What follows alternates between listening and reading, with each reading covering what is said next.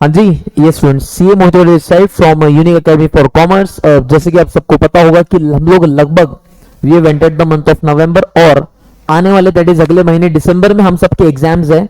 Regular lectures हम सब लोगों के कंप्लीट हो चुके हैं, रिविजन्स ऑन गोइंग है, revisions on the verge of completion है। बट मेजर प्रॉब्लम जो है फील बच्चों को अभी आ रही है एंड रेगुलरली जो बच्चे मुझे क्वेश्चन पूछते रहते हैं इसकी सबसे पहले, सर कितने घंटे हमें सेल्फ स्टडी घंटे करनी चाहिए, कितने घंटे पढ़ाई करनी चाहिए, आप एज ए स्टूडेंट कितने घंटे पढ़ाई करने थे। देखो what I genuinely feel is कि कितने घंटे बैठना चाहिए that's a very subjective thing. और जब मैं स्टूडेंट था तो मैं इंक्लूडिंग द टाइम्स जब मैं अपना सीए फाइनल दे रहा था तो I was never a student जो कभी भी बहुत ज्यादा दैट इज 15-16 घंटे बैठ पाया था।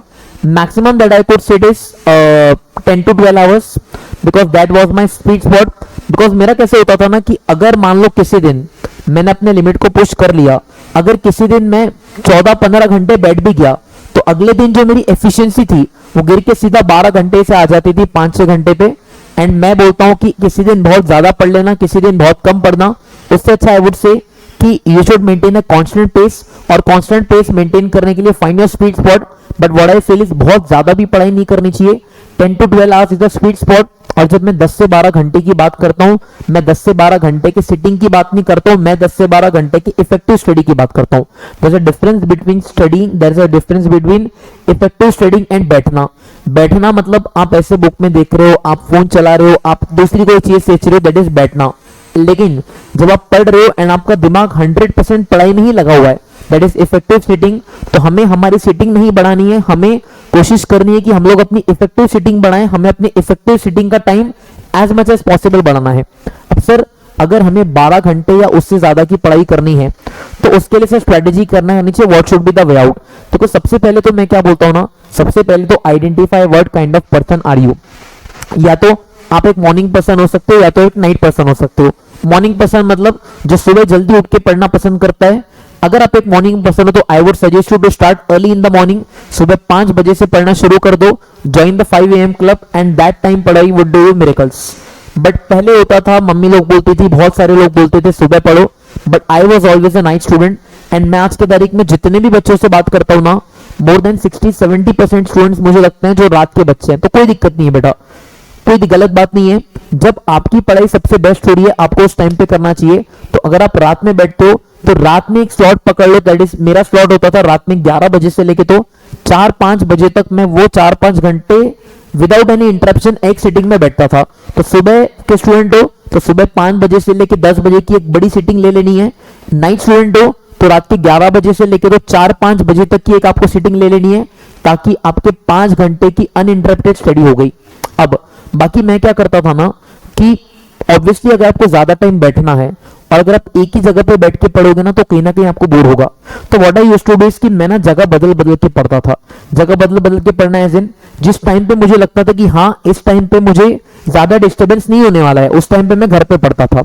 लेकिन जब मुझे लगता था कि मुझे डिस्टर्बेंस होगा या मुझे पढ़ाई में मन नहीं लगेगा बिकॉज घर में तो कोई पढ़ता नहीं था, तो मैं उस टाइम पे अपना मन लगाने के लिए क्या करता था, लाइब्रेरी चले जाता था। बिकॉज एनीवेज लाइब्रेरी में आपका माहौल ये होता है कि सारे ही बच्चे पढ़ते होते हैं, तो सारे बच्चे पढ़ाई करेंगे, उनको देख के आप शर्म के मारे तो भी पढ़ लोगे कि यार मेरे सारे दोस्त इतना पढ़ रहे हैं तो मुझे तो पढ़ना ही चाहिए। तो I would genuinely give you suggestion कि अगर आपको 12 घंटे का इफेक्टिव आउटपुट निकालना है तो एक बड़ी सीटिंग होनी चाहिए, दैट इज 5 से 6 घंटे की सीटिंग होनी चाहिए। बाकी आप 2-2 घंटे की 3 सीटिंग निकालिए। एंड जो बाकी 2-2 घंटे की 3 सीटिंग है मेक श्योर करो आप जगह बदल बदल के पढ़ रहे हो। आप घर पे पढ़ रहे हो तो कुछ समय के लिए आप टेरिस पे जाके बैठ गए, कुछ समय के लिए किसी कमरे में बैठ गए, कुछ समय के लिए आप लाइब्रेरी में जाके बैठ गए।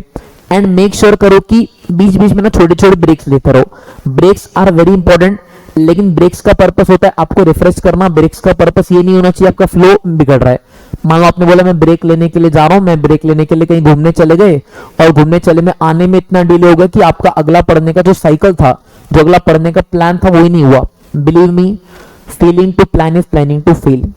अगले 1 महीने का प्लान बनाते चलो, बड़े प्लान को छोटे छोटे प्लान्स में बनाओ, छोटे छोटे प्लान्स को एग्जीक्यूट करो डेली बेसिस पे। मुझे पता है कि आप जो अपने आप को टारगेट देते हो, नॉर्मली इंसान अपने आप को अपनी कैपेसिटी से ज्यादा ही टारगेट देता है, लेकिन इनिशियल कुछ डेज टारगेट पूरा नहीं होगा।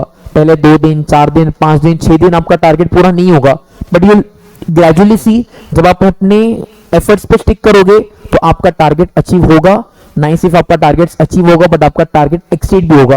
तो all the very best for preparations. I hope you find the strategy insightful. इस स्ट्रेटेजी को अप्लाई करें, जगह बदल बदल के पढ़ें, अपना जो एक मेन टाइम है, अपना जो पीक टाइम है वहां पे करें।